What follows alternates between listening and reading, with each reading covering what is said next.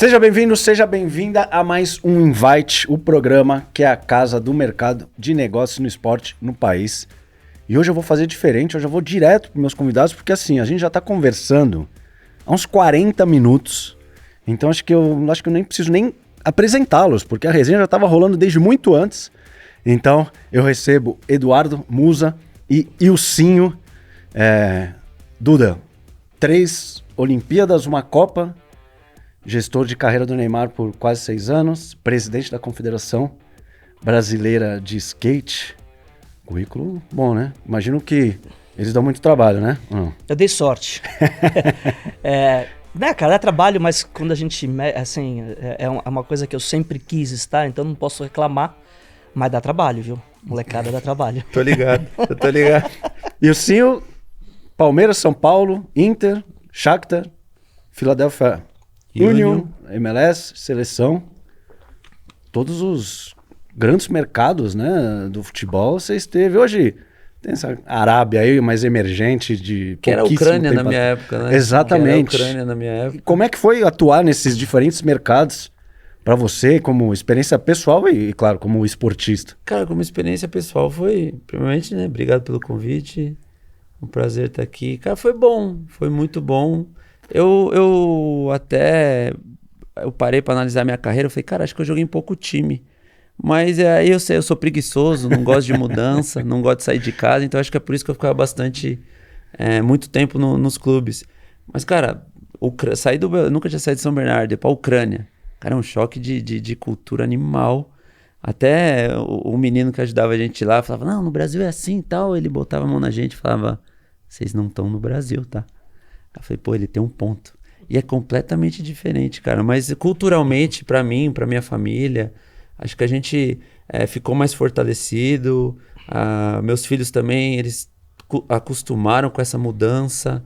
O meu menor não, porque ele só morou nos Estados Unidos, né? Mas a minha filha já é mais cascuda, assim. Eu acho que pra família é importante. Acho que culturalmente, assim, como família, a gente se fortaleceu mais, foi bem legal. A gente vai falar sobre atleta, né? Imagem, patrocínio, gerenciamento de carreira, pós, enfim. E eu imagino que nos Estados Unidos, o atleta, né, até na pegada do esporte como entretenimento que é muito forte, de personagens, narrativas, eu acho que eles têm uma outra visão, né, em relação ao atleta em si, como parte do espetáculo. Claro que a MLS, em relação à NBA e NFL, ela é um pouco atrás, mas ainda, né, acho que a partir do... Pelé lá atrás, mas assim, vamos falar de MLS, de Beckham em diante, evoluiu muito, Gerrard, Kaká, enfim.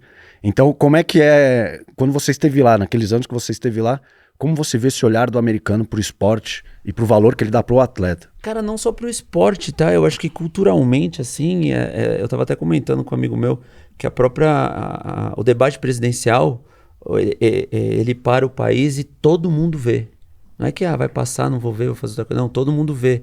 E o caminho trilhado pelo atleta, e isso indiferente do esporte, ele é o mesmo. É do high school para o college, ou seja, da escola para a faculdade, e é na faculdade que ele escolhe se ele vai aceitar o convite a ser profissional ou não. Se ele vai ao menos entrar no draft ou não.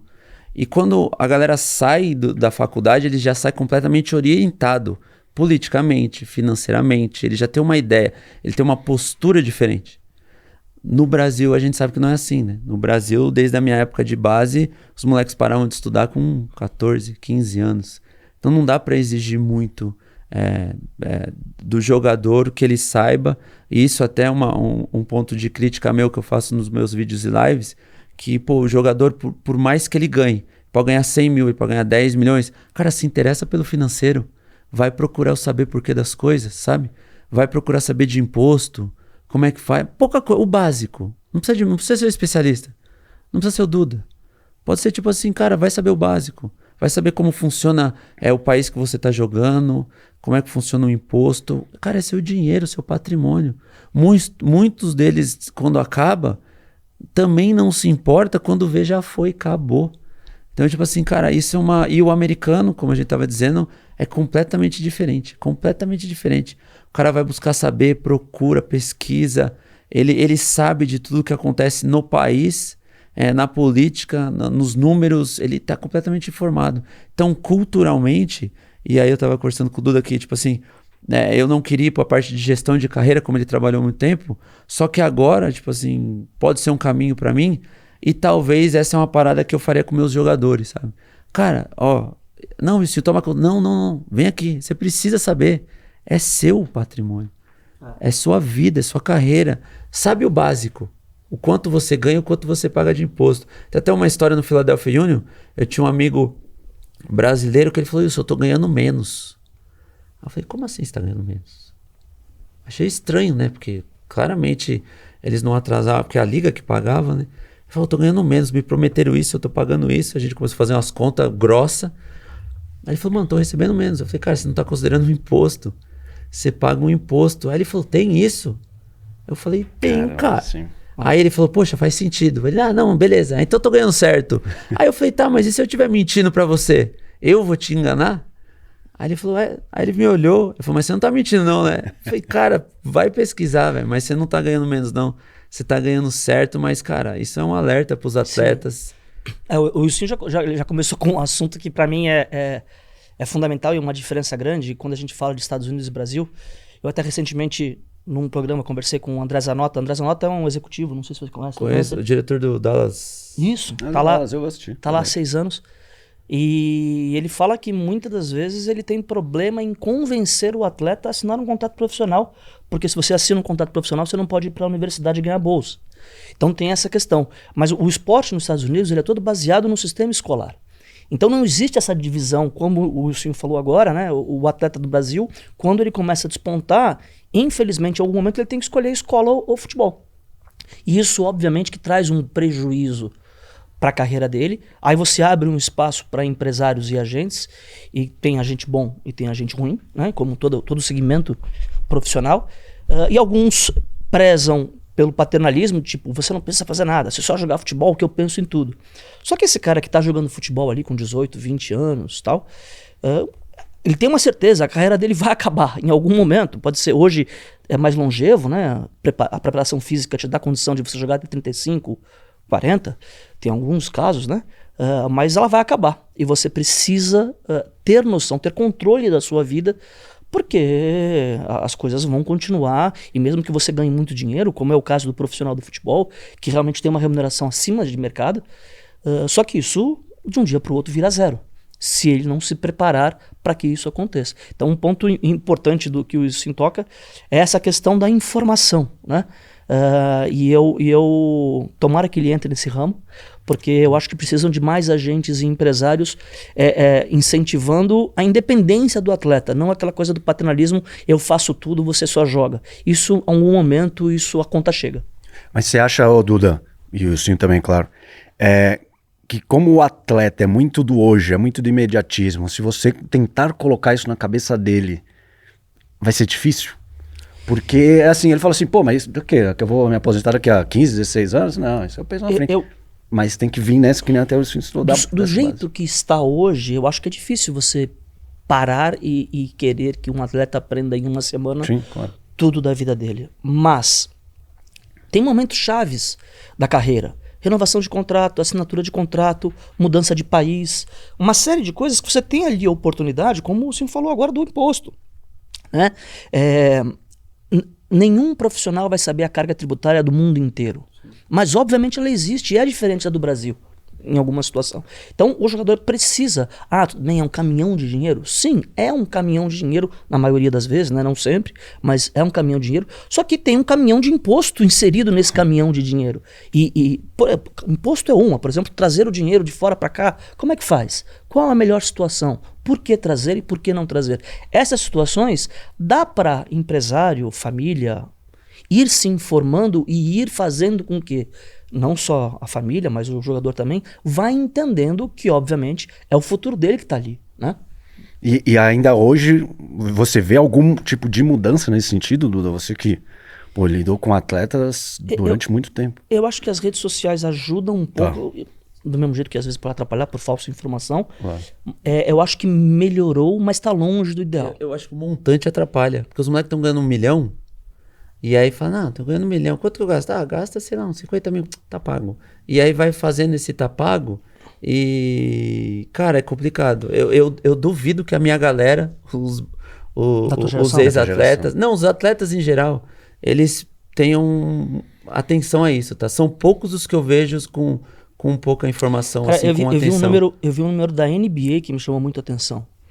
Diz que 95% dos atletas da Em NBA 10 anos quebram, né? em 5 anos, 5 anos, é. quebram. Eu vi alguma coisa também. E a gente está falando de um mercado que é muito superior até ao mercado de futebol brasileiro. Sim. Que a gente está falando de 1 milhão e tal. Mas, por exemplo, o salário mínimo na NBA é $1 milhão por temporada, né? Então, assim, ninguém tá ali ganhando menos de $1 milhão. Ninguém. Porque é uma questão deles ali, que eu acho justo, inclusive. Claro, tem uns exemplos maiores. Mas se você pegar um cara que ficou durante 10, 12 anos, ninguém ganha o mínimo. Né? Se você continuar na liga, a tendência é que seu salário aumente. E você não fazer uma programação e você, mesmo num país estável como os Estados Unidos, você ter esse número de que 95% depois de 5 anos estão quebrados, é um número alarmante. Não sei se tem esse número no Brasil, vou até pesquisar, me surgiu a curiosidade do Brasil. Mas eu acredito que seja alguma coisa muito parecida com Mas isso. se não for, é mais, né? Se Sim. não for porque, assim, eu passei por isso. Quando você começa a ganhar dinheiro, você vê dinheiro, você fala assim, compra aquela casa, compra aquela capinha na praia, e vai comprando. Pô, só esse valor, só isso. A galera não sabe que, tipo, tem condomínio IPTU pro resto da vida, até vender. Não é simplesmente o ativo que você Cara, compra. eu já vi situações de, tipo assim, o pai do atleta fala, não, vou comprar 5 apartamentos na planta. O cara esqueceu que tinha anual, quinzenal, semestral, e aí quando foi ver não dava pra pagar todos dos 5, o salário não pagava. E aí começar a atrasar um pra pegar o outro, e assim vai. E, cara, foi uma bola de neve. Eu acho que essa questão de educação financeira, Educação financeira. no futebol, ela... Acho que é no Brasil ainda, não é nem no Sim, futebol. é que quando a gente fala do futebol, por causa da remuneração é muito alta, né? Assim, você viveu isso, você sai de ganhar ali R$800 para 30 mil em um mês. num pulo, né? E você nem entendeu o que está acontecendo. E hoje, esses números, pelo que eu vi, por exemplo, de categoria de base, é 50, 60 mil, fácil. Já tá partindo de... Não, e é uma pessoa que não foi preparada para isso. Ela fala, pô, mas você não está preparado para ganhar dinheiro? Grande parte da população, infelizmente, não. Eu acho que o clube, e aí eu tô falando de forma generalizada, né? Não vou dizer um ou outro. Ele não se preocupa com o atleta, ele quer que o cara faça gol, quer que o cara defenda, o cara que cruze, o cara que ele quer isso, mas eu acho também que precisa de uma atenção específica relacionada à educação financeira. Por exemplo, essa questão das bets é um assunto que eu tenho batido muito. Eu não sou contra as bets, a minha discussão não é essa. É um mercado que está no Brasil, está legalizado, a gente pode discutir se deveria ou não, é uma outra história. O futebol em si, se as bets saírem hoje, o futebol acaba, né? Mas ao mesmo tempo, existe uma série de regras para os jogadores que os jogadores não sabem quais são, né? E sim, por favor, me corrija aqui, ele viveu isso no dia a dia, no vestiário. Muitas vezes os jogadores não sabem a regra da competição específica que estão disputando. Eles não sabem as regras, por exemplo, que ele não pode nem ter o aplicativo no celular dele. Ele não pode ter. Esse é um ponto que a MLS se preocupava muito. A MLS, Educação. na pré-temporada, tinha reunião com os árbitros para comentar alteração ou não, Critérios. ou problemas que tiveram na temporada anterior. Tinha reunião com o FBI, Caramba. que o FBI falava assim, ó, o negócio é o seguinte, vocês não podem fazer nada, como o Duda disse, vocês não podem nem ter o aplicativo, vocês não podem conversar sobre. E se caso vocês conversarem ou receberem alguma proposta e essa pessoa for pega e na conversa dela tiver vocês e vocês não tiverem reportado, vocês são cúmplices. Então tem alerta. Então a MLS se preocupa em algum ponto com isso, assim, de avisar. Fala, ó, não pode, não dá pra falar que vocês não foram avisados, tá? Pra mim, eu acho que o principal, eu falo isso, escrevo, bato sempre na tecla, que na grande maioria das vezes não é má fé, é desinformação. Sim. O caso mais famoso hoje que a gente vive é o do Bruno Henrique. E aqui não me cabe fazer juízo de valor, mas o salário dele divulgado pela imprensa, não sei se é real, mas o salário dele divulgado pela imprensa e o valor que ele ganharia naquela aposta, que o irmão ganharia naquela aposta, é 0,4% do que ele ganha É por menos mês. do post dele, né, no Instagram. Então, assim, por isso que assim, eu não consigo conceber que um jogador daquele nível e o maior vencedor da história do Flamengo estava querendo levar vantagenzinha. É falta de informação. E isso acontece aos montes. Isso acontece aos montes. Teve uma história de bastidor, que obviamente eu não vou revelar o clube, mas um jogador desse foi suspenso. Os líderes do elenco queriam fazer um comunicado, porque acharam um absurdo o jogador X ter sido suspenso ou estar sendo investigado, porque todo mundo fazia isso. Ou seja, o assunto é pior, porque todo mundo fazia, sem informação. Graças a Deus o clube conseguiu colocar panos quentes e explicar naquele momento, mas sem a informação. Então, eu acho que são situações que os clubes poderiam, e alguns eu já vejo que começam a tocar no assunto, Palmeiras é um deles, poderiam, na base, no sub-18, no sub-20, fazer esse tipo de trabalho, porque, obviamente, a molecada tem menos compromisso que um profissional, né? E pegar um cara com 28 anos, com a vida feita, é mais difícil você mostrar para ele. Mas com um sub-18, um sub-20, que é justamente esse pulo, né, de R$800, de ajuda de custo, para um salário já, para ter uma multa alta para ninguém tirar, é o momento de você educar aquele atleta, né? Ô Duda, eu vou pegar esse gancho que você falou de pular em termos de ganhos, salários. A gente costuma colocar como um marco, né, como o início do marketing esportivo aqui no Brasil, quando o Ronaldo volta, que aí a partir da exploração da imagem de um atleta, né, tão consagrado e tão vencedor, viu-se que era possível, né, trazer outros grandes nomes. E aí a divisão é o Master, fica só um pouco com ele, mais manga, barra, ele ganha mais, e aí o salário naturalmente é oriundo das marcas que acabam bancando. Mas estamos falando do Ronaldo, que era um cara consagrado. Voltando para 2010, Neymar no Santos, tem aquela famosa renovação e aquele consequente projeto. E aí eu queria fazer esse paralelo, porque o Ronaldo, um jogador super consagrado, então era, né, a captação de marcas ali era automática. Como é que foi, enfim, esse de bastidor, um projeto envolvendo um atleta tão jovem e que naturalmente tinha um potencial de explodir, como acabou acontecendo? Eu acho que o primeiro grande projeto realmente envolvendo imagem de atleta no Brasil foi o Ronaldo em 2009. Só um parênteses, eu estava no Santos no início de 2010 e a gente usou muito esse projeto para trazer o Robinho em 2010. Não é o mesmo projeto.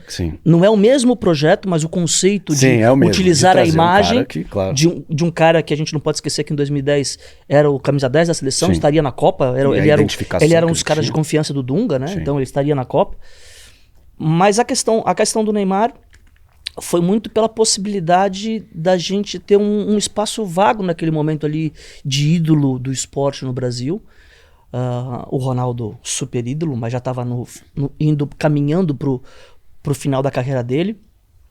E mesmo caminhando pro final da carreira dele, arrebentou no Corinthians. Dois títulos, inclusive, andando, aquele gol com o Santos. Não sai eu estava na Vila, aquilo aqui não sai da minha cabeça até hoje.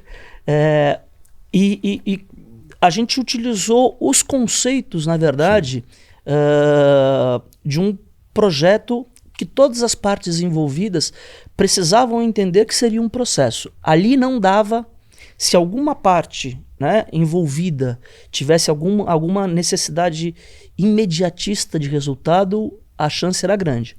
Tanto é que a gente não pode esquecer, né? Tem uma data.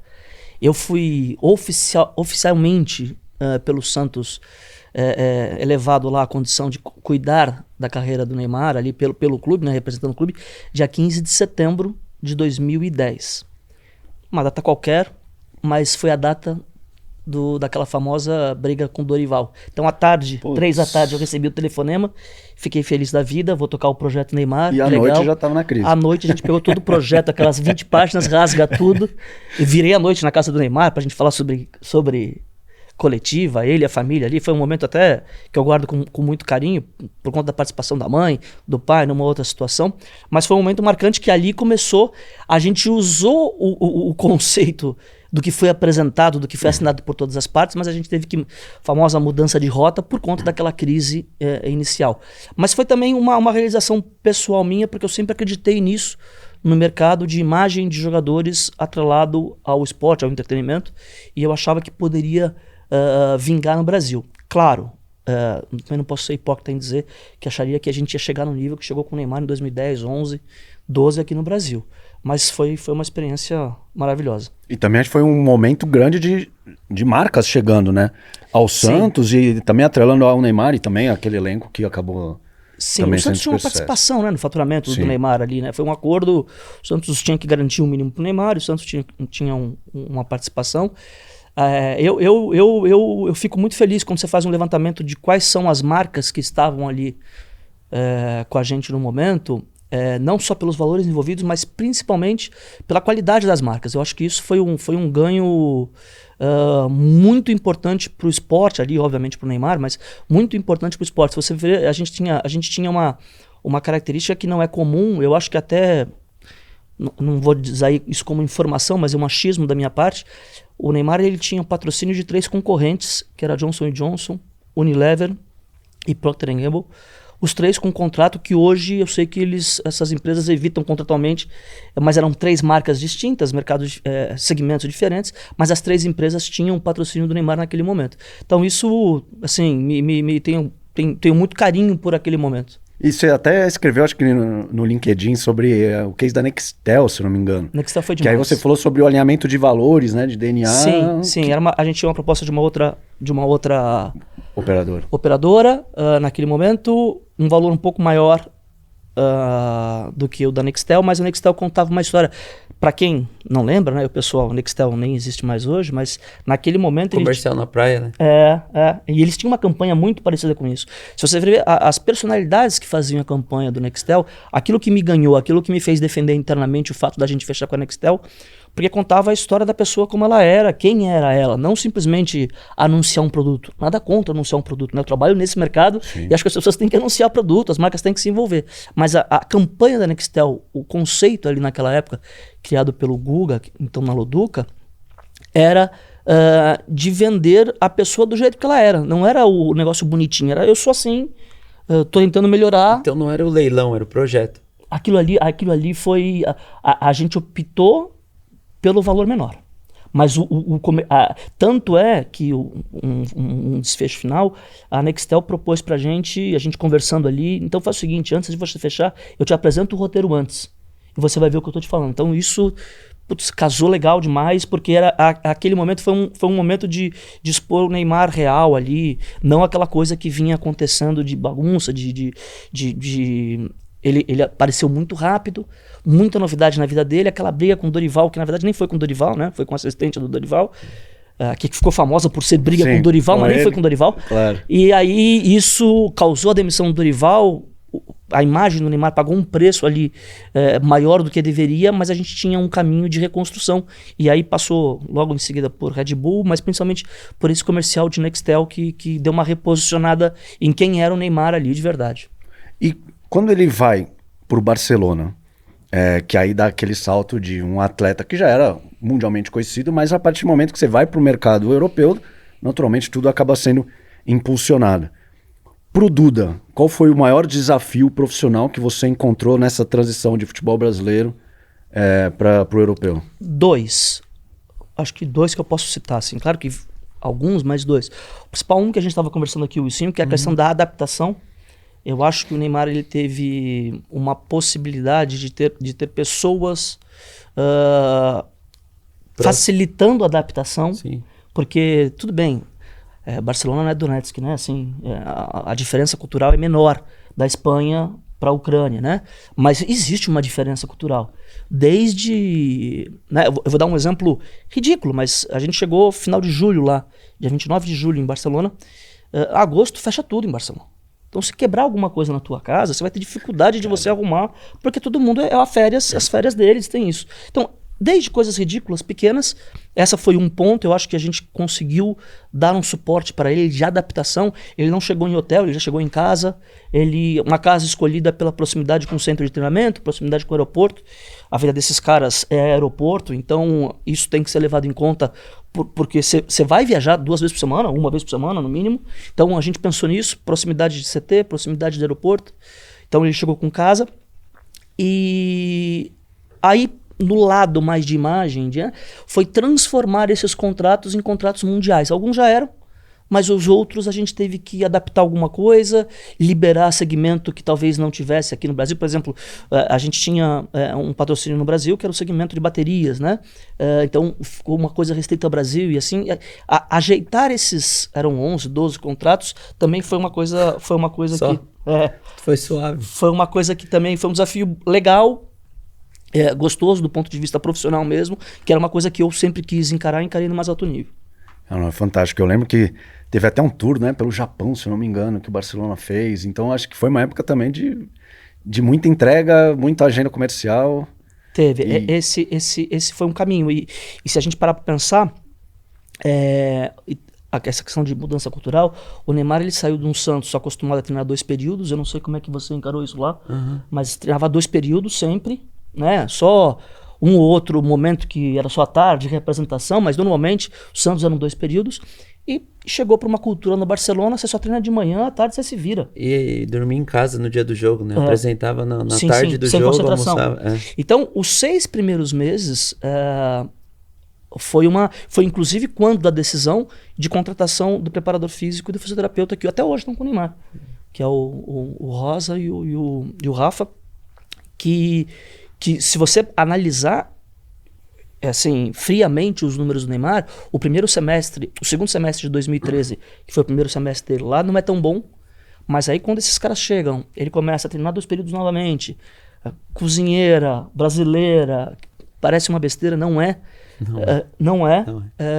O Neymar ele dá uma deslanchada em 2014 muito grande, porque ele se adaptou mais rápido do que um atleta normal.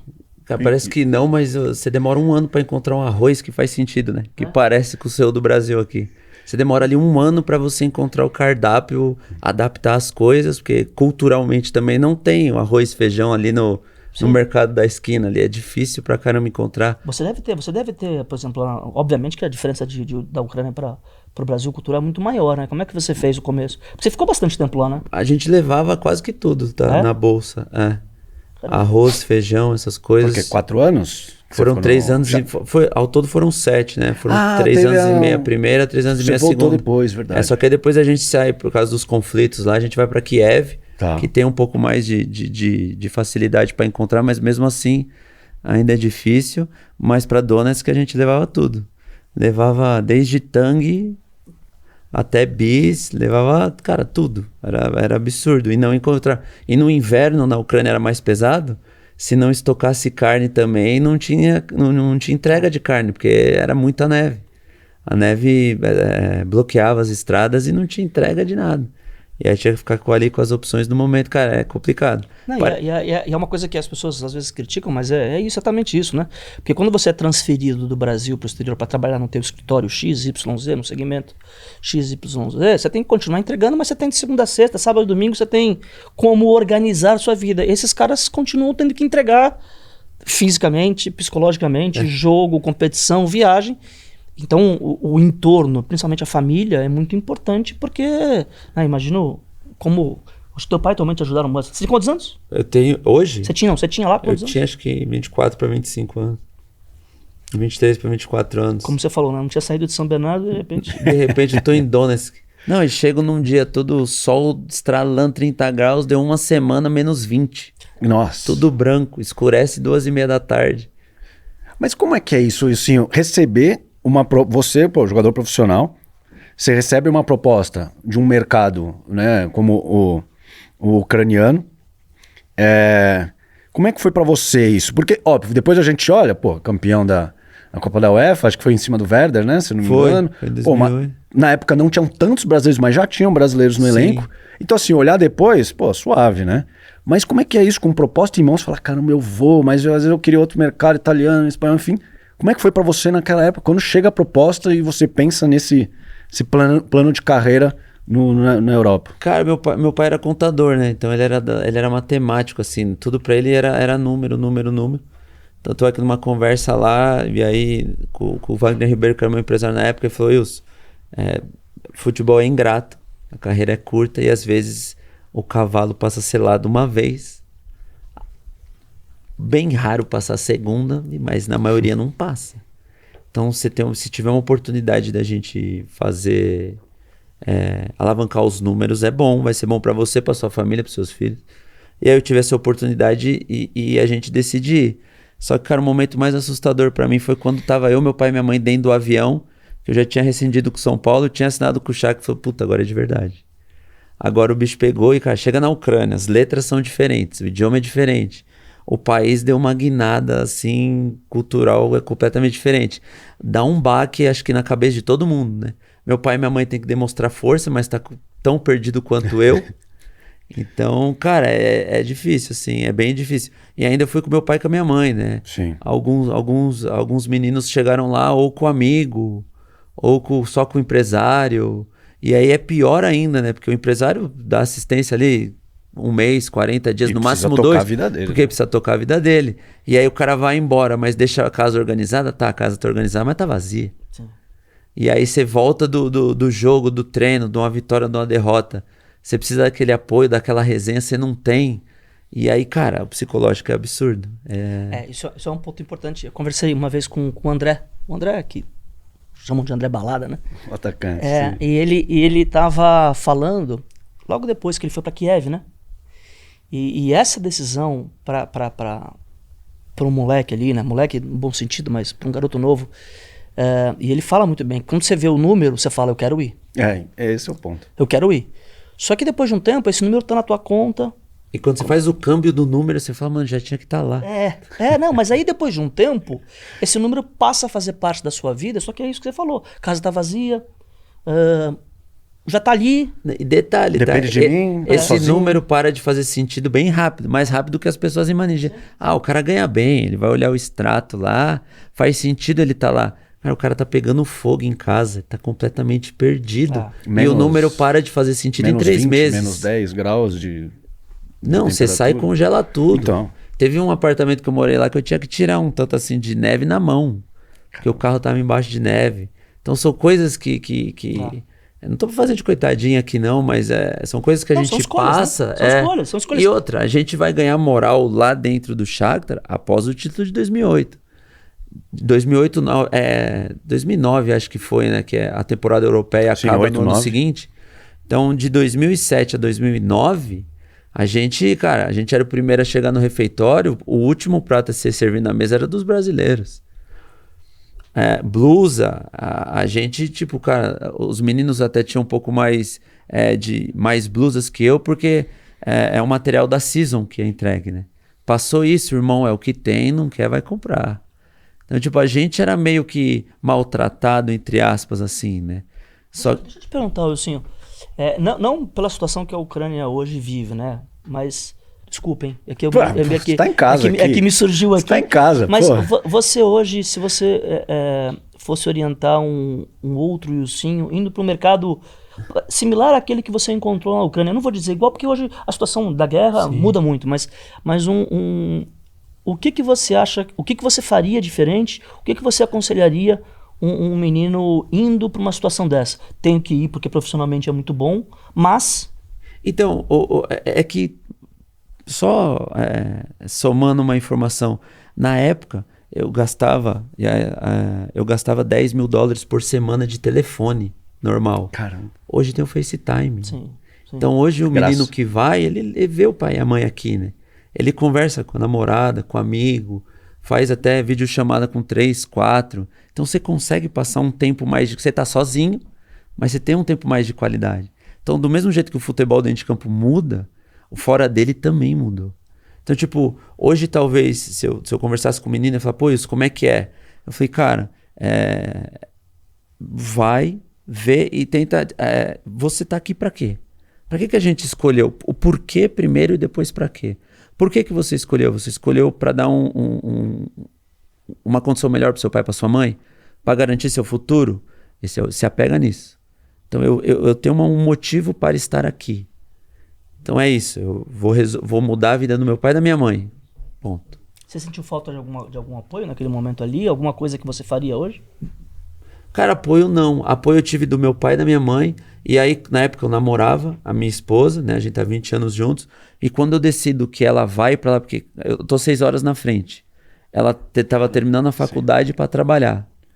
Então, quando ela estava trabalhando, eu estava treinando. Quando eu saía do treino, ela estava estudando. Quando ela saía da faculdade, eu estava dormindo. Quando eu acordava, ela estava dormindo. Então, eu falei assim, ó, tá estranho, ou você vem ou a gente acaba. Ela falou, eu quero ir. Então, beleza, você vem pra cá, a gente a gente fica aqui porque namorar após as partidas ali de quinta, domingo é tranquilo. Morar junto é uma treta. É outra coisa. É outra parada. Então muda tudo. Então você vem. Se a gente dá certo, a gente casa e seguimos. Aí tem mais esses BOs fora extra-campo. Sim, sem dúvida. Então, tipo assim, eu tô aqui por quê? Pra quê? Pra melhorar a vida da minha família. Me apego nisso. Tô com um problema, perdi jogo e tal. Por que eu tô aqui? E o segundo e mais importante, pra que eu tô aqui? Cara, eu tô aqui pra jogar. É pelo Shakhtar, hoje é pelo Al Ain da Arábia e tal, mas eu tô aqui pra jogar bem, pra usar isso de trampolim pra um outro mercado que eu queira ir. Então esses dois objetivos tem que estar muito claro na sua cabeça. Brigou com o treinador, saiu na mão no treino, que tem muito, a galera acha que não, mas tem muito. Saiu no soco no treino, no vestiário, brigou com o treinador, deu algum BO? Calma, respira. Por que eu vim? Pra melhorar a vida do meu pai e da minha mãe. Mãe, tá bem? Tô. Pá, tá bem? Tô. Beleza. Acho que primeiro motivo, check. Segundo motivo, cara, eu tô aqui não é pra agradar meu treinador. Se eu tiver que agradar ele hoje, momentaneamente, 6 meses, 1 ano, é pra mim sair daqui, pra mim ir pra Copa, pra mim pegar uma Champions League da Ásia, da Europa, é pra mim aproveitar as oportunidades. Então os objetivos do jogador tem que estar muito claro. E aí ele vai se apoiando no que ele tem. Ele tem uma namorada, que futuramente vai virar esposa, ele tem os amigos, que aí eu acho que o Neymar, se eu não me engano, ele colocou a rapaziada dele de cabeça nas coisas que ele tem, né? Um comanda a mídia social, o outro ali... Lá atrás não. Hoje eu não sei como é que tá. Hoje, então, eu escutei isso, não sei se é verídico, mas isso é uma coisa que é válida. Então, tipo assim, sim, são pessoas de confiança. Então, irmão, você vai cuidar dessa parte, você vai cuidar dessa parte, a gente vai se ajudar. A gente tá pelo mesmo objetivo. Não apenas ir lá e comer, beber e dormir. Esse lance que ele fala, que ficaram os famosos parças, né? Foi uma coisa pensada, porque aquilo que o senhor tá falando. Quem hoje, um moleque de 18, 19 anos, que seus amigos podem sair quarta à noite, ele joga quarta. Ele tem quinta de manhã de folga. O jeito dele sair, dele extravasar é quarta à noite. Quem é que pode fazer quarta à noite? Então precisa ter esse grupo perto. Precisa. Para que né, a cabeça, uma coisa no domingo. Quem é que sai no domingo para voltar 4, 5 horas da manhã se tem que trabalhar na segunda? Então esse grupo de pessoas era ali. É óbvio que é importante que eles não fiquem apenas como... Não fiquem apenas, não. Que não sejam sanguessugas da relação. Que trabalhem, que cuidem de uma coisa. Muito, assim, metade são, vai. Tem os sanguessugas. A maioria, mas... Mas tem os caras também, pô, eu já vi parças assim de outros jogadores, não vale a pena citar o nome, mas viraram chefe de cozinha para cozinhar pro cara, para cozinhar para eles. Sim. Viraram educadores físicos para cuidar do jogador, fisioterapeutas. Então, os caras que vêm na oportunidade, vêm na parceria, na amizade, uma oportunidade de poder me ajudar e te ajudar. E eu acho que esses são os mais, os verdadeiros, assim, né? Sim, sim. Eu tô falando isso porque eu tô 10 anos, exatamente 10 anos longe, assim, da carreira do Neymar e tal, né, só vendo de fora, e os mesmos nomes estão lá ainda. Eu acho muito legal isso. Tomando conta porque de algumas são amigos, sim. São amigos ali. Não, claro que a gente consegue perceber quem é do meio, principalmente quais são ali os que estão ali para tirar uma fotinho, para tentar fazer um negócio. Óbvio que tem tudo, né? O Neymar tem todo jogador de futebol passa por isso. Aliás, é um alerta, né? Entender quem realmente está do teu lado e quem não está. Mas os principais ali estão ali até hoje, o que eu acho bem legal, porque estão fazendo alguma coisa de top, produtivo para a carreira deles. Sensacional, tanto para ele quanto para os meninos, né? Oi, senhor, você tocou num ponto importante sobre mudança, né? Mudar para melhor, sempre pensando na sua carreira. Você teve uma mudança quando você sai do Palmeiras e vai pro São Paulo, que você era muito novo. Então, e teve alguns problemas, né, que fizeram forçaram você a sair do Palmeiras e você acabou assinando com o São Paulo. E eu queria entender, como você era muito jovem, como é que ficou a sua cabeça, em termos de pressão mesmo, porque você estava indo para dois rivais, né, Palmeiras e São Paulo. Como é que você acabou lidando com isso lá atrás, sendo tão jovem, e que a gente fala, no fim acabou se mostrando uma decisão super acertada, que aí você realmente explode a partir de São Paulo. Como é que foi isso pra você naquela época? Cara, assim, da pressão eu fiquei quase 10 anos do Palmeiras, né? Na base do Palmeiras. Então eu vi várias coisas lá. E aí eu já tava meio que na cabeça assim, eu quero ser profissional, mas eu quero sair, eu não quero ficar. E aí eu já tinha passado, já não tinha mais nem idade de júnior, tava no B. E aí, cara, do dia pra noite eu recebi uma oportunidade no júnior. ou no B, aliás, e aí o Leão cai, o meu treinador assume e fala, vou te subir, e aí a gente vê a brecha de oportunidade. Aí eu tentei dar a vida naquela oportunidade, só que, cara, a minha cabeça, e aí, tipo assim, com todo respeito à entidade Palmeiras, que eu cometi vários erros de quando eu era mais novo, de misturar a entidade com as pessoas que tomavam conta. E aí eu tava frustrado com essas pessoas, bravo, e descontava na entidade que não tinha nada a ver com isso. Então, com todo respeito à entidade Palmeiras, mas eu não queria mais ficar lá. Não tinha mais clima para mim ficar lá. Só que era a chance da minha vida. A partir do momento que eu vou profissional, as pessoas que tomavam conta também, que faziam a gestão do profissional, tiveram reunião com os meus pais, com meu pai principalmente, que não foram boas. Isso reflete, porque eu sempre fui muito próximo, eu sempre escutei muito eles. Eu falei, cara, se não tá bom pra eles, não tá bom pra mim. Tanto é que meu pai chega em mim e fala, ó, se você quiser ficar, fica por sua conta e risco. Eu nem assisto mais jogo teu se você ficar. Aí eu falei assim, era a brecha que eu queria. Eu falei, então vambora. E aí aparece a oportunidade de ir pro São Paulo, que na época eu tinha acabado de ser campeão do mundo. Era completamente, pra molecada mais nova, as situações eram diferentes. O São Paulo era o gigante na época. Era organizado, né? E o Palmeiras tava completamente aos cacos. Eu tive essa oportunidade, eu sabia que eu ia ser a quarta opção, porque tinha o Maurinho, o São Paulo tinha contratado o Reasco, que estava na Copa do Mundo. Caramba, verdade. Tinha o Souza, que estava jogando muito. Umas vezes também, né? Não, ele era o ala direita da época, estava jogando muito. E tinha o Leandro, que quebrava o galho às vezes. Então eu ia ser a quinta opção. E aí eu fui com esse desafio, cheguei lá, entendi que assim, eu ia ter que esperar um bocado, porque eles contrataram uma galera. Cara, dei a sorte da minha vida do São Paulo olhar pra mim. E ali meses depois, já meio que nessa que a gente fala da mesma coisa do salário parar de fazer sentido em 3 meses, em 2 meses eu não ia pra jogo, achava que tinha que jogar. Então já dá aquela balançada também. E a rapaziada de dentro fala, só treina. A oportunidade vai aparecer, treina. Fica treinando. E aí os mais experientes, a comissão na época, o Milton Cruz que me levou, falando também, cara, treina. Foca no treino. Não fica pronto, resto. Né? Fica pronto. Fica pronto que a oportunidade, ela sempre aparece. Quando você menos esperar, ela aparece. Cara, em meses ali, o Reasco, infelizmente, quebra a canela no primeiro jogo dele. O Maurinho não consegue recuperar de uma lesão gravíssima no joelho. O Souza e o Leandro machucam na Recopa contra o Boca Juniors. E a oportunidade cai no meu colo contra o Inter, que tinha ganhado de nós na final da Libertadores. E aí eu vejo uma nova chance se aparecendo. Só que é tipo assim, eu meio que era kamikaze, eu não ligava pra pressão. Falei, cara, eu tenho que fazer o meu bem feito. E aí eu vou bem contra o Inter, a gente ganha, eu faço a jogada de um dos gols. Pegamos o São Caetano, eu tenho mais uma chance, a gente ganha. E aí contra o Palmeiras imprudente, o Muricy me coloca no banco. E aí eu já fico meio rebelde, eu falo, por que ele me colocou no banco? Se eu joguei bem, mas a gente não entende o nosso lugar no ambiente ainda, né? E aí depois do Palmeiras ele não me tira mais, ele me volta ao time titular. E aí um dia conversando com um cara que fazia o marketing do São Paulo lá, e eu empolgado, menino novo, empolgado, fala, não, os caras é fera, eu sou juvenil. Ele falou pra mim, meu, você já viu o tamanho que você tá? Aí eu falei pra ele, segura, eu sou peixe pequeno.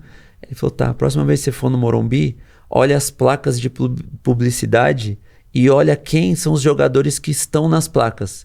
Eu não vou falar nada, você só vai e olha.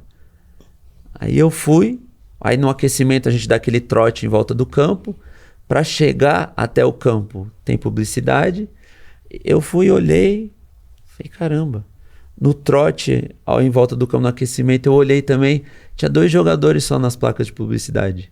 Um era o Rogério, que tem que estar até hoje, e o outro era eu. Que é isso? Aí eu falei, caramba, sério? Aí eu liguei pra ele, eu falei, caramba, só tá eu e o Rogério. Ele falou, bem-vindo ao mundo real.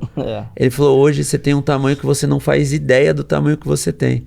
E aí eu vim descobrir que o meu tamanho era 10 vezes maior quando eu volto ao São Paulo em 2010 e eu começo a ver como eles tratavam, levado às devidas proporções, tá? Não tô me comparando, mas como eles tratavam o Lucas, que era o cara que o São Paulo tava pondo. Então eu era o Lucas da época. E eles estavam dando completamente importância ao garoto. E eu falei, caramba, eu fui desse tamanho. E eu não sabia. O legal disso tudo, ouvindo assim, né, cara, que confirma Para mim, 2 teses que eu tenho no dia a dia. Primeiro, se prepare e fique pronto, a oportunidade vai aparecer. Se você está em alto nível, claro, né? Se você está ali num grupo de alto nível, se prepare e fique pronto, a oportunidade aparece. Ali, ou como ele mesmo falou, ele saiu do Palmeiras, foi para o São Paulo, e a oportunidade apareceu no São Paulo. No improvável, né? Ele era o 5º nome e apareceu. E a segunda coisa, eu acho que aí, falando do tema que a gente está tocando hoje aqui, de gestão de carreira, é justamente entender, eu acho que a função de quem está do lado do jogador, não só pela idade, mas porque realmente é difícil você entender, é saber medir e saber atuar de acordo com aquilo que você é. Menos quando você está em 10 vezes maior, quando você está do lado do Rogério Ceni na foto, saber que tudo bem, você está lá por merecimento, mas você não é o Rogério Ceni. Sim. E ao mesmo tempo não se diminuir quando você não tá ali do lado do Rogério Ceni. E essa foi a segunda frase dele, tá? Ele falou, deixa eu te falar, eu quis te mostrar a importância que você tem, mas você é um anão ainda, tá? É isso aí. Ele falou, então você tem responsabilidade agora no que você fala, você precisa falar mais. E corresponder também. Se comunicar, você precisa continuar entregando o que você está entregando, mas você tem que aproveitar agora as chances que te aparecem dentro de campo, mas fora também. Isso é uma parada que os jogadores não ligam muito. Dar entrevista, se comunicar com o torcedor, com a imprensa, é parte do trampo. É isso, perfeito, sim. Faz parte do trabalho. Então a galera que não gosta de falar, que fica, não vou falar não, não vou falar não. Eu era assim. E hoje eu vejo o quanto é importante a comunicação do jogador, mas quando ele está na alta, não na baixa. E quando você fala, não, perfeito, quando você fala isso, comunicação, rede social é comunicação. Quando, uma crítica que eu faço à grande maioria dos atletas é quando você olha a rede social do cara, tem foto na praia, tem foto não sei o quê, tem foto na balada. Ele é atleta, cara. Se ele quiser ser visto como atleta, ele tem que se comunicar com o atleta.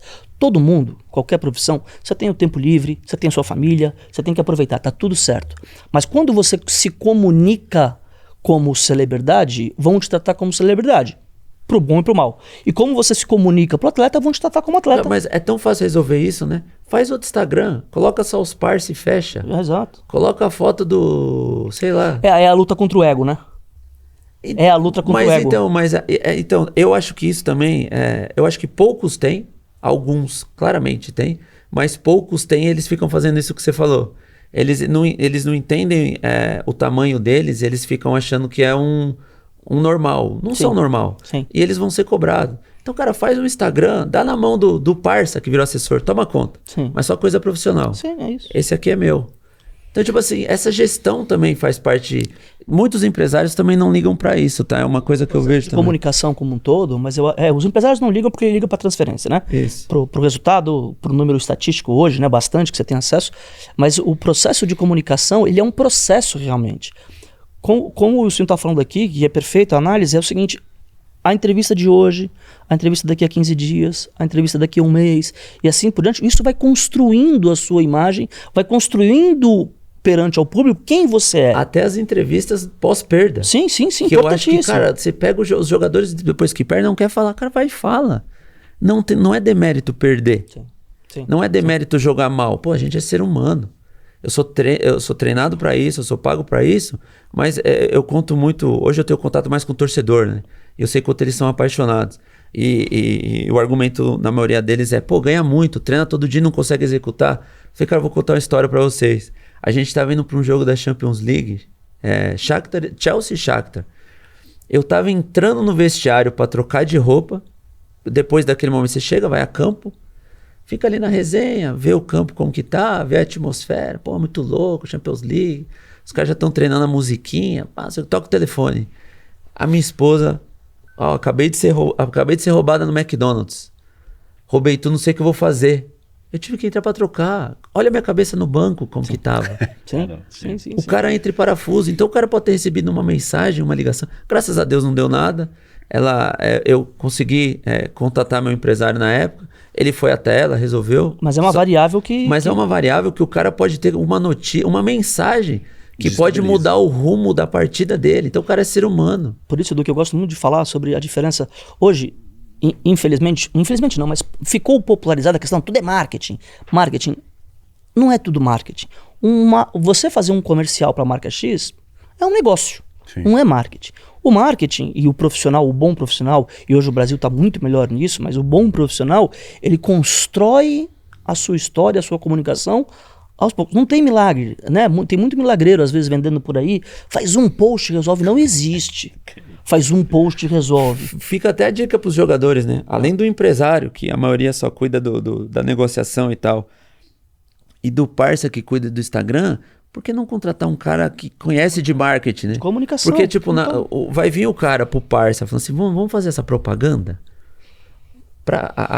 O cara da empresa vai vir, vender um sonho, na cabeça dele pode funcionar, mas talvez não vai pegar bem pro menino. Sim, sim. Então, tipo, cria uma equipe, sabe? Eu acho que principalmente tem que ser a equipe na parte física, fisioterapeuta e preparador físico, mas como parte do trampo, porque ele é...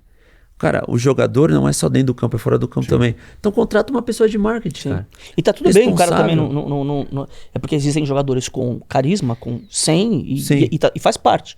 Mas o profissional hoje, e o esportista hoje é um profissional que está exposto à opinião pública, se ele não cuidar disso, ele acaba indo na carona daquilo que vendem sobre ele.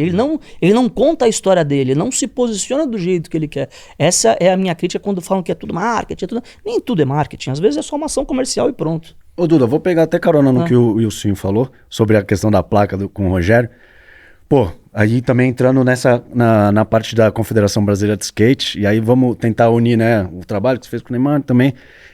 Quando você passa a ter contato, imagino, com muitos jovens atletas, porque, né, o skate... mais jovem ainda. Exato, tem uma base não só de quem pratica, mas também de quem consome. Você vê que os atletas, eles já têm mais noção do que eles representam como imagem? A gente falou desse problema de pensar carreira em termos de futuro, esse lado mais financeiro, mas hoje o atleta, até pela badalação, até por tudo que chega no Instagram e tal, ele já se vê e fala assim, caramba, eu sou um produto desse mercado. Essa geração tem mais consciência da força das redes sociais, né? O Wilsinho, por exemplo, a carreira dele é início ali de redes sociais, então imagino que você pode até ter utilizado, mas você não foi tão afetado assim profissionalmente, né? Porque redes sociais né? A gente direto vira meme aí, post do Neymar de 2010, Nossa, tô indo no McDonald's, alguma coisa assim, porque era um momento ali de entender o que estava acontecendo com redes sociais.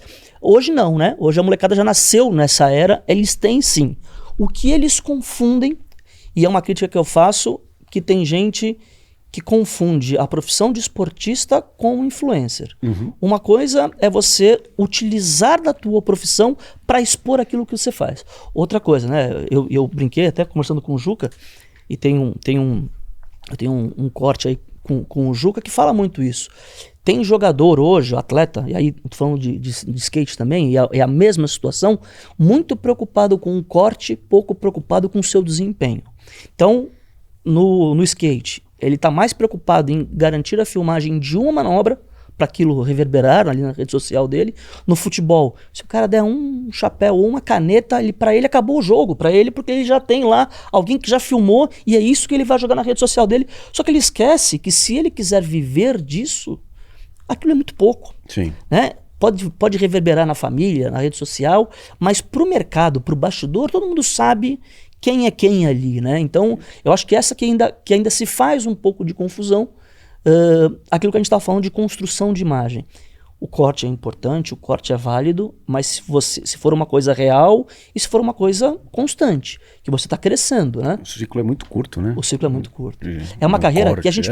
né, de novo, a gente falou isso no começo, hoje estendeu bastante, mas com muito boa vontade, em alto nível, você ganha dinheiro por 15 anos, 18 anos, com muito boa vontade, grande maioria 10 anos, né? Que você realmente faz um dinheiro no esporte. Então, isso precisa estar atento para que as pessoas não confundam. Nada contra influencer. Mas atleta que quer ser influencer está no momento errado. E eu imagino que você passou por isso dentro da Confederação Brasileira de Skate, em termos de evolução, porque os atletas, acho que a vitrine que Tóquio e depois Paris deu para jovens, né, para atletas tão jovens, eu imagino que criou-se um baque nisso, né? De uma Raíssa, de uma Letícia, enfim. Como é que foi isso? Vocês trabalharam isso? E também já aproveitando, o que representou a presença do skate nos Jogos Olímpicos para a modalidade, para vocês? Como é que foi isso internamente? Vou começar pela segunda. Tá. A presença do skate, do surf, representou o rejuvenescimento. Se você for pegar, e aí são números, né? Não é o que eu acho, o que eu gosto, mas de Tóquio e de Paris, no canal oficial do Comitê Olímpico Internacional, os dois maiores números de transmissão são do skate. Né? Então, assim, a audiência rejuvenesceu bastante, trouxe essa coisa. Em relação à parte financeira, disposição de imagem, tem um ponto importante que a gente não pode separar nessa análise. O jogador de futebol, o jogador de vôlei, o jogador de basquete, eu estou falando aqui dos esportes mais tradicionais, aqueles de alto nível, eles têm uma relação de salário com clubes. Então, um bom ala direito não precisa de imagem para viver bem. O skatista ou surfista não vive de premiação. Premiação é um valor, um percentual pequeno no faturamento anual desses caras. A imagem é importante. Então, ao contrário do que a gente estava falando ali do jogador de futebol, do jogador de vôlei, de basquete, para ficar nos esportes mais tradicionais, o skatista ele precisa dessa relação com o patrocinador para viver, para ter estrutura de aprimoramento, de viagens e etc. Então, é uma relação diferente. E é uma relação que faz com que o jogador de futebol ele tenha um compromisso diário com o clube, com o corpo, com estar bem, com aprimoramento. O skatista, o surfista, ou esses esportes novos, vai chamar assim, ele precisa ter uma relação importante com a marca que o patrocina, por motivos óbvios, financeiro, e nem sempre o interesse da marca está aliado ao interesse esportivo. Se quer gravar alguma coisa na sexta-feira de madrugada porque é importante, o skatista vai ter que entender, e claro, isso é coisa de relacionamento, de quem ajuda nessa gestão da carreira dele, se aquele momento é propício ou não. Então tem esse diferencial, mas acho também que a grande diferença é que antes, no skate, antes de Olimpíada, a gente tinha ali 3, 4, 5 skatistas vivendo de skate. Hoje você tem um número muito maior, muito maior. Claro que você tem os ETs, como em qualquer esporte, né? Você tem aqueles ETzinhos que qualquer esporte tem, né? sempre tem os ETzinhos, né? Uma Raíssa, por exemplo, que é ET, tecnicamente ela é um ET e ela tem um carisma, então ainda soma as duas partes. Exatamente. Mas hoje existe um mercado de skate que a Olimpíada trouxe, que tem mais gente vivendo daquilo. Então isso é legal, isso é uma coisa que me deixa muito feliz em ter participado desse processo de 2 Olimpíadas. Pô, é legal demais você ter citado, porque a gente recebeu o Ivan Martins da WSL, você até citou o surf, e foi algo que eu até perguntei para ele, né? Como a entrada do surf nas Olimpíadas foi benéfica para o ecossistema, porque eu vejo o skate e o próprio surf, no passado, muito ligado às marcas de skate, às marcas de surf. E aí vem uns Jogos Olímpicos, conquistas e tal, novos nomes, como uma Raíssa, que até quero saber desse imã, né, comercial que ela acabou virando, e furam a bolha, né, no âmbito comercial. Então novas marcas chegam para aproveitar esse hype, para aproveitar esse crescimento. Como é que foi dentro desse ciclo que você esteve, desse período, como é que você acompanhou de fato novas marcas que passaram a apostar no skate dado os resultados e também esses personagens que a gente citou da Raíssa, a Letícia? O mercado do skate ele vive uma peculiaridade, por incrível que possa parecer. Existem muitas novas marcas que chegaram no skate, mas o mercado de skate ele passa por um momento que não é tão bom, porque como se popularizou, tem muita empresa que não é do segmento vendendo skate ruim para muita gente. Ele era antes muito segmentado e todo mundo sabia quem eram as marcas e eram marcas de qualidade. Isso é um desafio para o mercado resolver, não tem jeito, né? Claro. O mercado vai separar o bom do ruim, não tem jeito. Mas o grande lance, né, da gente trazer, da gente ver a percepção das marcas, e o skate colou muito no Brasil, ficou muito legal, que hoje é o maior mercado do mundo de skate sempre foi o americano, por conta de marcas específicas de skate. Mas o maior mercado de eventos e de profissionais de skate hoje é o Brasil. O nosso circuito é o melhor do mundo, mas disparado inclusive melhor que o próprio ciclo olímpico, né? Porque a gente tem uma federação internacional horrorosa, assim, pavorosa, que não entende nada de skate, ganhou lá de presente o skate e toca o negócio. Mas o mercado brasileiro se organizou muito. E eu fico muito tranquilo para falar, tô fora ali, não tenho mais relação política na confederação, saí. E fico feliz de ver o skate hoje mantendo. A gente tem o melhor circuito das modalidades olímpicas, os dois mundiais de modalidades não olímpicas serão no Brasil esse ano. Então, o mercado brasileiro abraçou muito o skate, a confederação ajudou muito nisso, continua ajudando, mas as grandes marcas chegaram, os bancos chegaram. A gente tem hoje 3 bancos investindo em skate. As bets já chegaram também no skate? Pouco ainda, graças a Deus.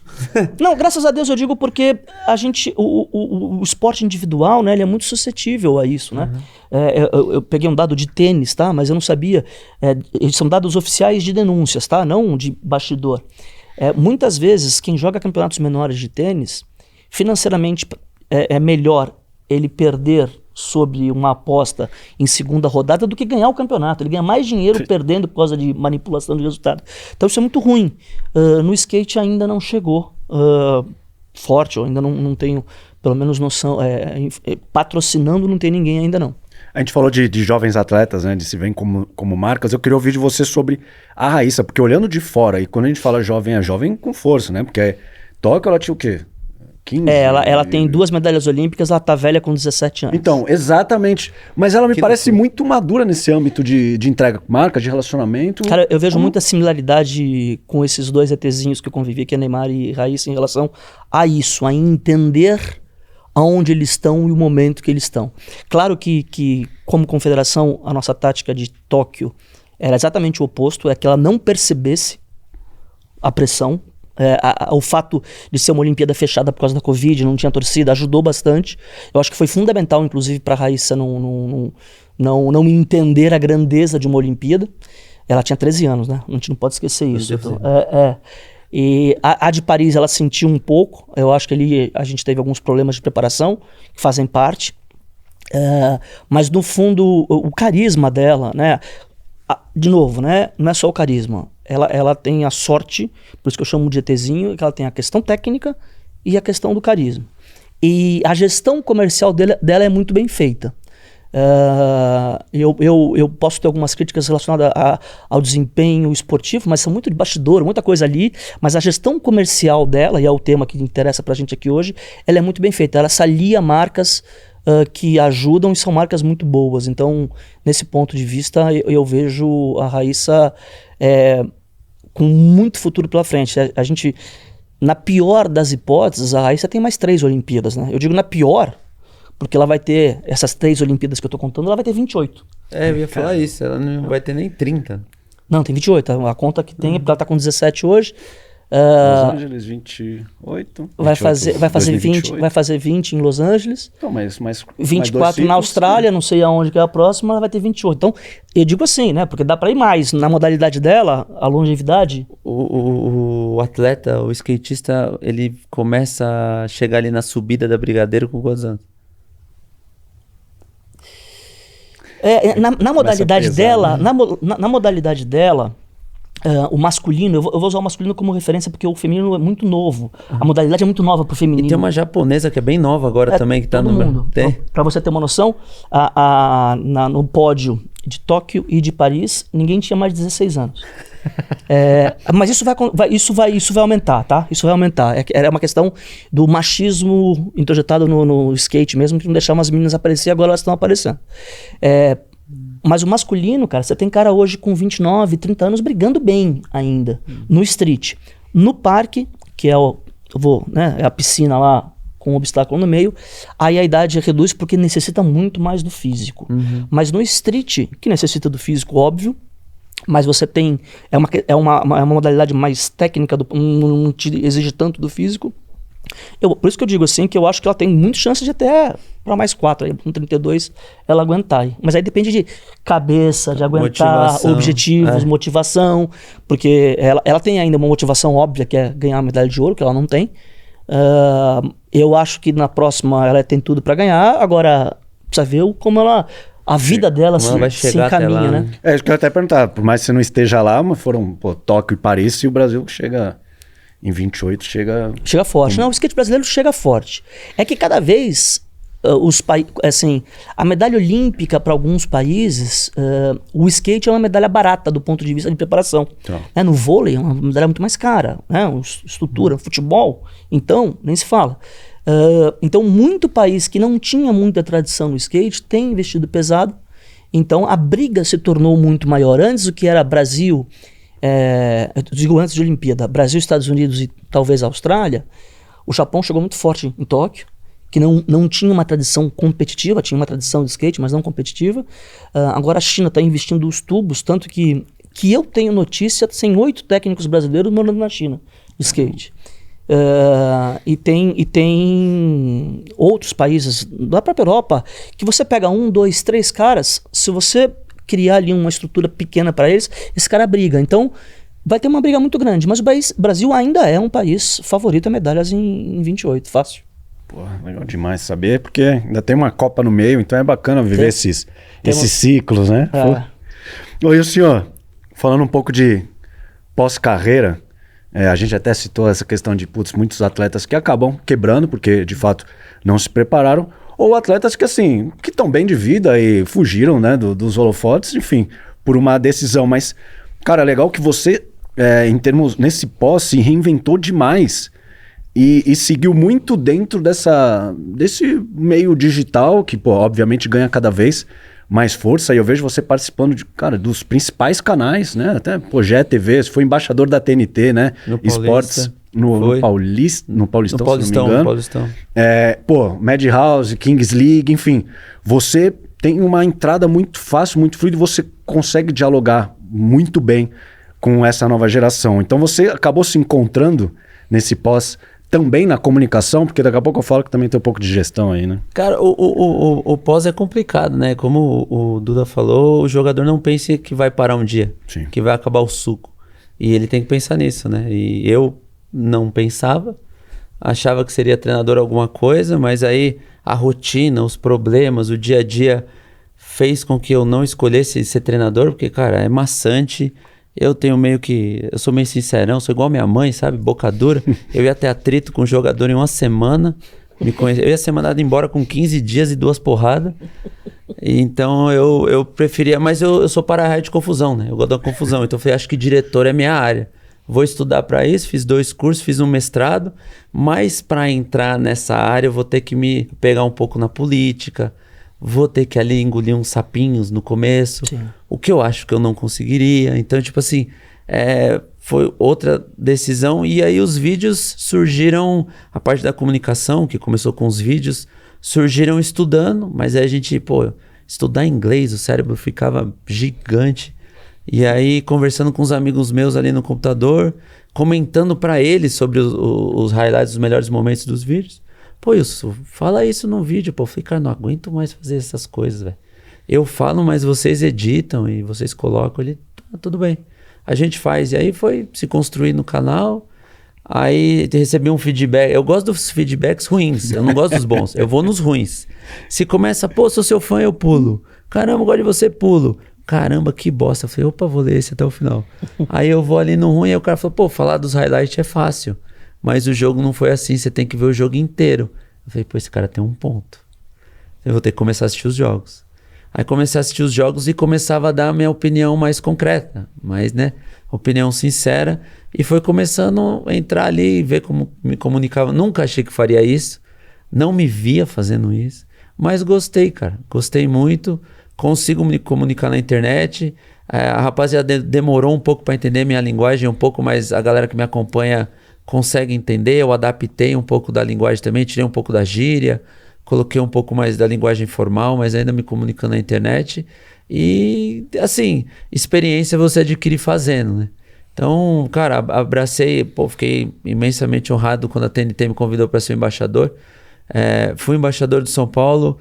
A maioria dos canais, quando eu passo São Paulo, eu recebo o convite, eu aceito, porque, cara, eu adorei ver jogo ali de trás do gol, do campo, e depois falar um pouco mais, assim. Kings League também, eu sou do futsal, né? Eu sou do futsal da Várzea, então qualquer jogo a gente tá vendo. A Kings League eu adorei o formato, tava até comentando que de lá de Guarulhos, da Arena, é melhor ainda de assistir, e é mais a galera mais nova, que tem uma linguagem mais solta, uma resenha mais furada, como a gente diz assim também.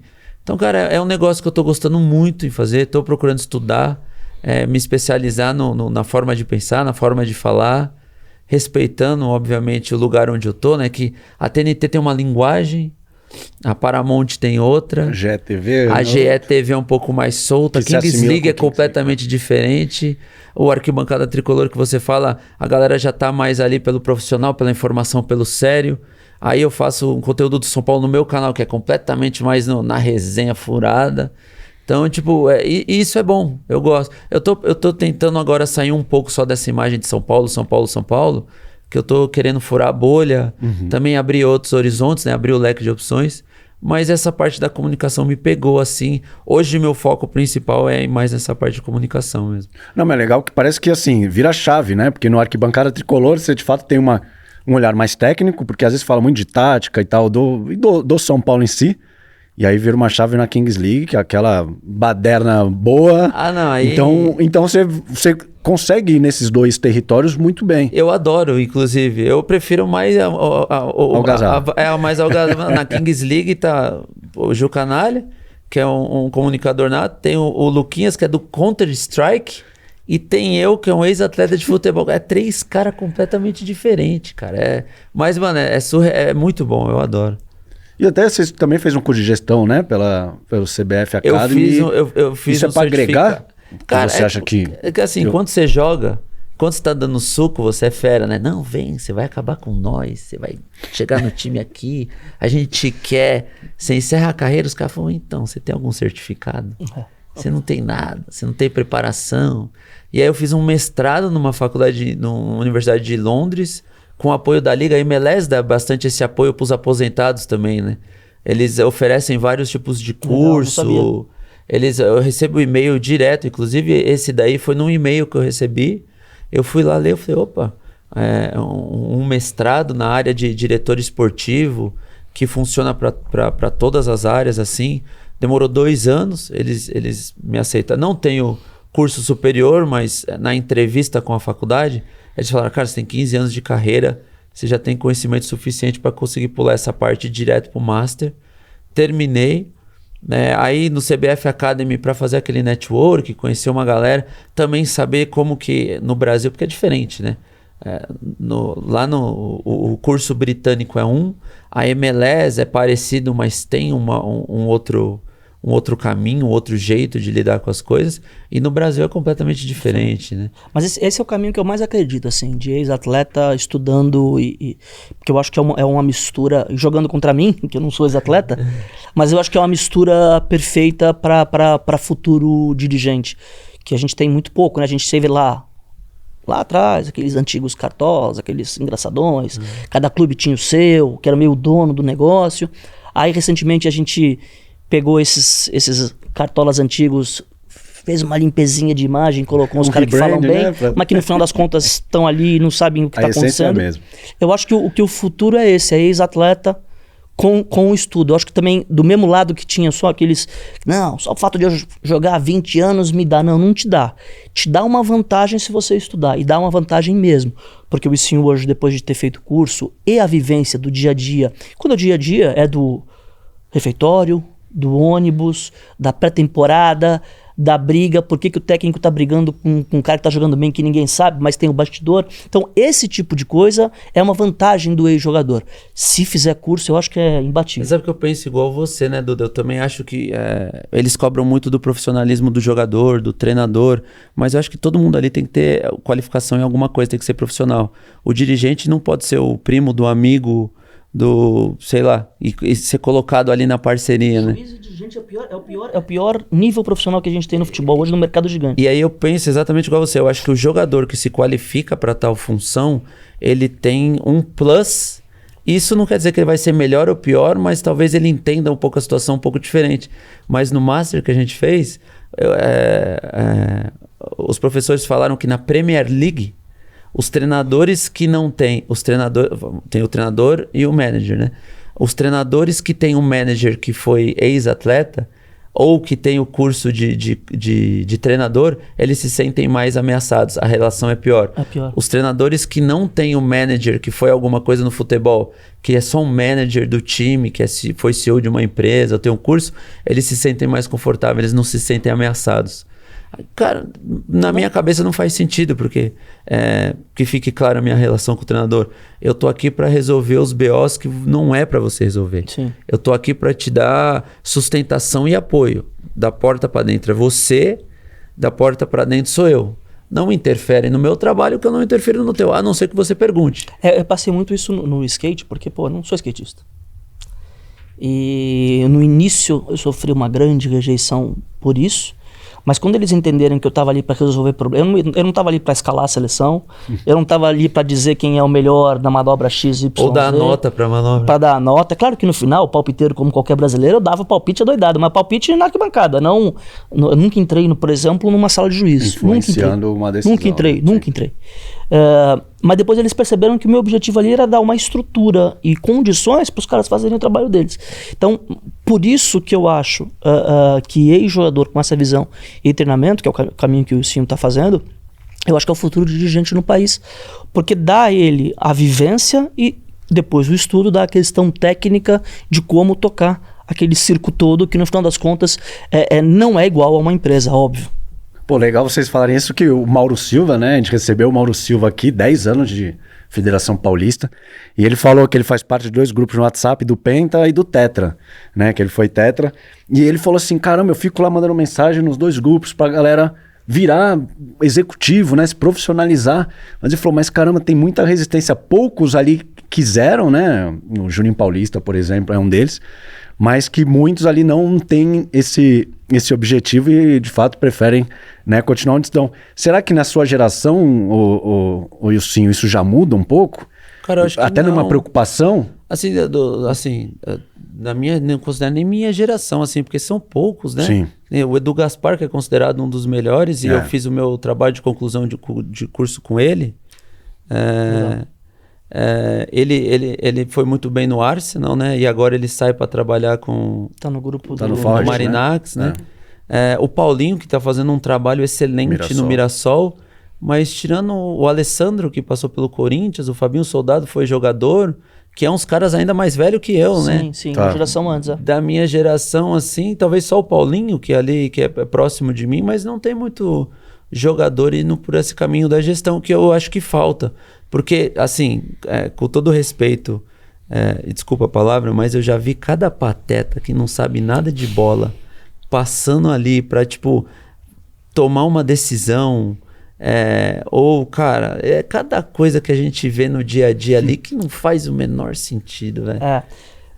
A falta de vivência no esporte e somada à paixão, porque aquele cara indiscutivelmente tem pelo clube, ele acha que é aquilo, né? Que se no Twitter eu posso fazer o que eu quero, no Twitter, né? O Twitter entrega a minha idade, né? Se no X, eu posso, nas redes sociais eu posso fazer o que eu quero.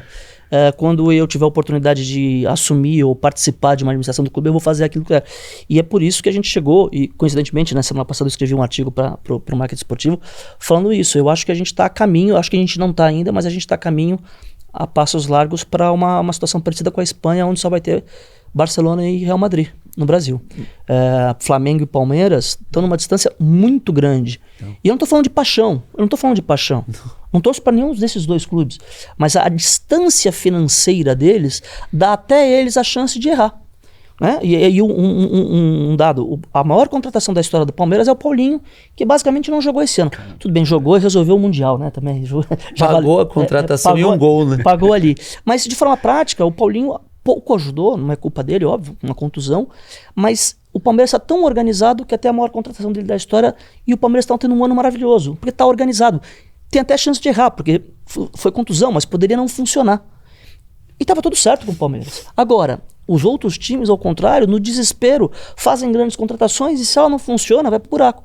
A gente está acostumado hoje a falar em dívida de 300, 1 bilhão e meio, como se não fosse nada.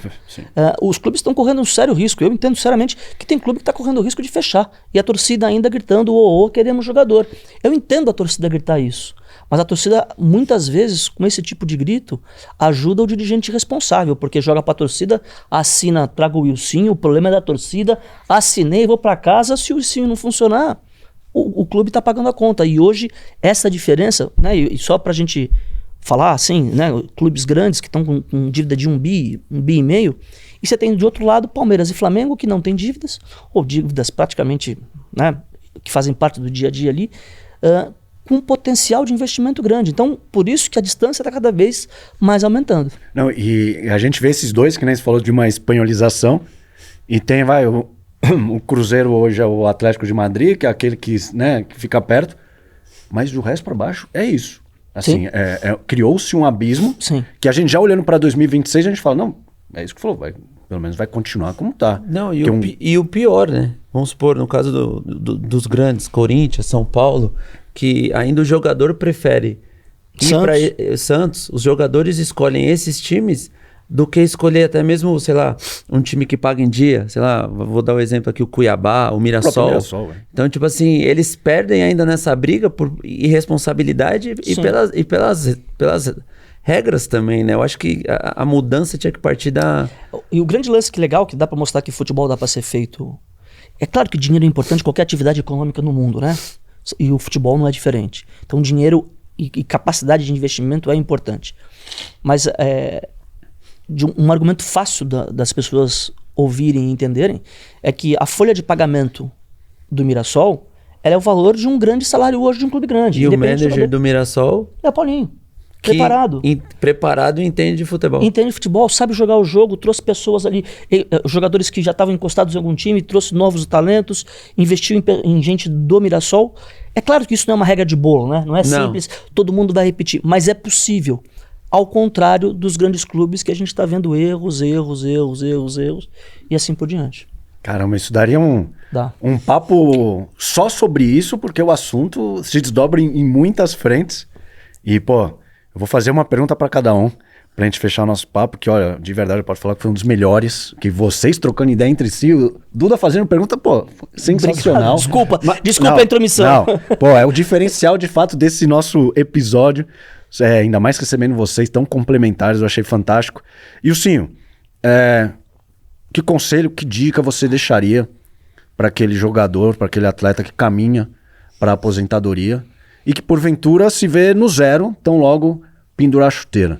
Você se reinventou, apostou na comunicação, tem também olhado para esse lado de gestão, mas e quem talvez ainda não vislumbre algo do tipo? Cara, não, eu vou aumentar o leque não só pro cara que tá terminando, porque eu não queria ter terminado também. Eu tenho uma cirurgia em 2001 e eu tava até comentando com o Duda, depois da cirurgia eu não conseguia mais ficar saudável, não conseguia mais ir a campo. Sempre que eu voltava a campo, a posterior abria, a panturrilha, tendão. Então essa minha aposentadoria foi em um ano talvez, mas eu não tava pensando em me aposentar. Eu queria ali esticar mais 2, 3 anos. Então, no jogador em modo em geral, tanto pro juvenil que tá subindo, quanto pro nego velho que tá ali já beirando os 33, 34, cara, se prepara e se preocupa. Se preocupa com você e sua família, começa a entender o que você tem, o que você é e o que você precisa. Qual o seu gasto mensal, quanto você guarda, por que você guarda, quais são os planos, tipo, eu tô fazendo isso, faz a soma da idade dos filhos, escola. Então, tipo, parece que não, né? Parece que é coisa besta. Ganha 1,5 milhão por mês. Não dá nada. Durante 10 anos, tá, beleza. Mas qual é o seu gasto? Você sabe quanto você ganha, mas sabe quanto você gasta? Você não sabe. E você vai fazer essa conta, como o Duda falou, 2, 3 anos depois que você aposentou. E aí, quando você vê... Pô, eu trabalho com uma equipe financeira já há 10 anos. E vários relatos é assim... Poxa, o que aconteceu com aquele dinheiro que estava naquela conta? Acabou. Como acabou? Aí vem o relatório. Pô, te manda um relatório mensal todo mês. Aí vai somando os relatórios. Cara, sai mais do que entra. A conta não fecha. Então, pro jogador em geral, cara, se preocupa. É seu patrimônio. Você dá carrinho por isso. Você sangra por isso. Você é cornetado por isso. Então, dá valor a isso. Dinheiro não aceita desaforo. Então, cara, fica a mensagem pros guerreirinhos aí, ó. Que mesmo os que não querem me ouvir, mas vão receber o link.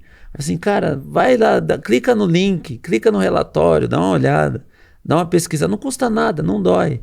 É ali meia horinha antes de dormir, pra dar aquele soninho lá. Vê um vídeo, como é que eu melhoro aqui, ali.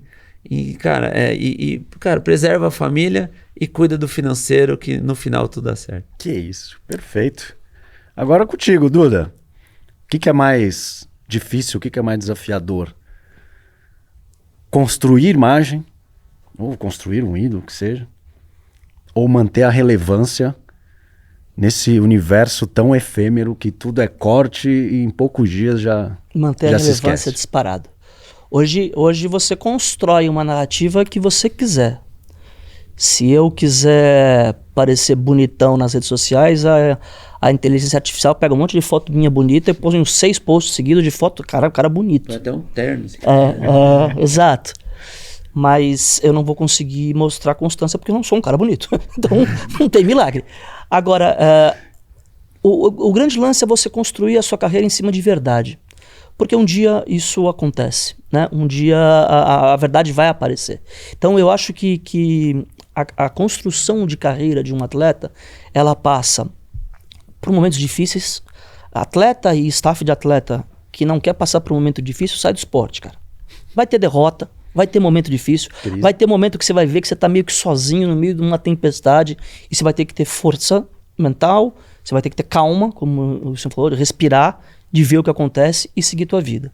E saber que a constância é o que vai te julgar no final. Não, é claro que tem jogador que vive até hoje por causa de um gol de título. Não sei se vive bem, mas ele vive na mídia aí. Mas a tua vida junto à tua família, aqueles que realmente gostam de você, ela vai depender daquilo que você construir. E uma coisa que o Ilcinho, só quero adicionar, porque ele falou muito bem dessa questão, o salário, o atleta em si, aí não só futebol, mas futebol obviamente no Brasil é o principal, você não ganha o que o teu salário diz que você ganha, você ganha aquilo que o teu patrimônio constrói para você. Porque esse salário um dia vai acabar, é fato. Ninguém ganha o que um atleta profissional ganha um aposentado, né? Seguramente. Agora, o teu patrimônio, aquilo que você cuidou, que o Ilcinho falou, correu atrás, deu sangue, quebrou perna, viajou, ficou longe da família, aquilo é o que vai te garantir pro resto da vida. Então, a dica pro esportista é que do primeiro salário profissional até o último, que ele tenha essa consciência que isso acaba e que o que ele construir ali é o que vai determinar a vida dele. E eu gosto de dar o meu exemplo, o meu auge profissional foi com 37, 38 anos. Quando todos os jogadores estão parados. Então, você tem uma vida pós. Você tem uma questão pós, né? Meus filhos nasceram nessa idade. Então, eu tenho uma vida muito mais feliz depois dos 37 que um atleta também pode ter. Não pós. Então, eu gosto de fazer essa comparação de idade. Vai chegar esse tempo, você tem que se preparar para isso. E se você não se preocupar no durante, você vai se preocupar no depois, que é pior, sem receber, né? É mais caro, é mais doloroso e mais rápido. E a preocupação é maior. Maior. Pô, fantástico, fantástico. Eu adorei nosso papo lá. Quase 1h30. Mentira. Pra você ver como voou. E vocês falam bem demais, tem tanto embasamento. Aprendi demais e tenho certeza que quem assistir vai aprender ainda mais. Então, obrigado pela disponibilidade. Adorei unir os universos de uma carreira na bola, no gramado e agora trilhando também com sucesso na comunicação. Duda, parceiro de cidade, obrigado mesmo, espero que vocês tenham gostado e o espaço é de vocês, se quiserem dar um último recado, fica à vontade. Nada, eu só queria agradecer, obrigado Duda, obrigado Edu pelo convite, adorei estar aqui, passou 1 hora rapidinho, 1h30, né, rapidinho e só agradecer mesmo. Adorei, obrigado mesmo Edu pelo convite, um prazer, eu já conheci o Ilcinho, mas nunca estive pessoalmente com ele, conhecia que eu digo, né, eu como fã. Fico feliz de saber que ele está enveredando pela carreira de comunicação e, se Deus quiser, vai encontrar o espaço dele como diretor, porque eu acho que o futebol e o esporte precisam. Estou muito feliz. Obrigado mesmo. Grande prazer. Tamo junto. Que é isso. Você sabe disso, ainda mais lá parte do time de colunistas. A honra é nossa. Você ficou até o final. Que papo fantástico. A gente teve 1h30 que passou voando e com tanta profundidade, abordando sobre tantos temas que envolvem imagem e também esse ecossistema de marca de grandes nomes, como o Duda trouxe, como o Ilcinho também trouxe. Valeu, tamo junto, até a próxima, tchau!